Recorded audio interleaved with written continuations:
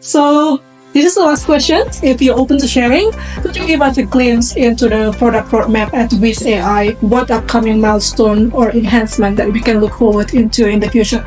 For this year, our focus would be the orchestrated agentic solution, which is the multi-agent correlation by the controllable workflow and also the low-code cross-system automation. Such agentic solution will greatly improve the accuracy and the quality.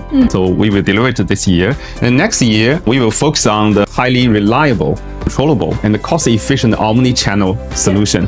Definitely, we want to be the best voice agent solution, best AI partners in this market. Then for the upcoming milestone and the enhancement, this year, I think by the agentic AI adoption, soon we will release the AI agent with highly improved accuracy and reliability and superior CX, covering the customer engagement and also customer service and also the employee co-pilot scenarios. That's a new product release. We will also scale our AI agent solution to the operation management. We can deliver some GUI and browser-based AI automation for big enterprises, which can upgrade their daily operation efficiency. We will see it soon. What's the level of accuracy that we can expect for the product enhancement?